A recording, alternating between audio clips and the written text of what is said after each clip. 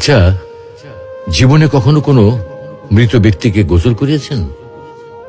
যদি কখনো সুযোগ হয় তাহলে সেই মৃত ব্যক্তিকে গোসল করাবেন।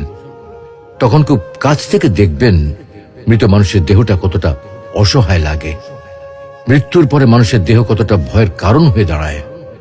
সুযোগ পেলে রাতে লাশটা পাহারা দেবেন, তখন বুঝতে পারবেন প্রিয় মানুষটার লাশ রাতের বেলায় আপনার কাছে কতটা অদ্ভুত লাগে, কতটা ভয়ের কারণ হয়ে ওঠে, কতটা আতঙ্কের কারণ হয়ে যায়।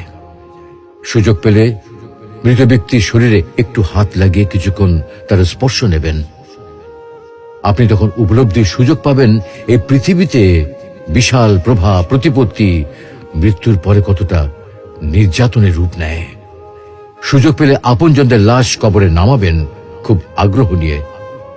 শেষবারের মতো মৃতদেহের মুখটি একবার দেখার চেষ্টা করবেন এবং বারবার উপলব্ধি করার চেষ্টা করবেন এই মৃতদের সাথে অনন্তকালের যাত্রার পথে এটাই আপনার জীবনের শেষ দেখা।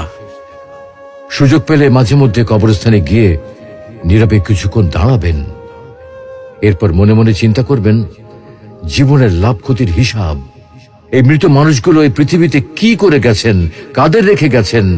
যাদের রেখে গেছেন তারা কি কখনো এই মৃত মানুষগুলোকে স্মরণ করার জন্য কবরস্থানের আশেপাশে একটি বারের জনকে দেখতে আসে? আমাদের জীবনটা বড় অদ্ভুত, বৈচিত্র্যময়। আমরা এর জন্যে, ওর জন্যে, ধন সম্পদের জন্যে, ঐশ্বর্যের জন্যে, বাড়ি গাড়ি টাকা পয়সার জন্যে কত না মায়া দেখাই, আগ্রহ দেখাই, আরো চাই আরো চাই আমাদের। অথচ এই জীবনে আমরা মৃত্যুর কথা না ভেবে, পরকালের জবাবদিহির কথা না ভেবে কিভাবে আরো সম্পদ অর্জন করতে পারি সেই চিন্তায় বিভোর থাকি। হায় রে জীবন, এখনো সময় আছে, ফিরে আসুন মহান রবের দিকে।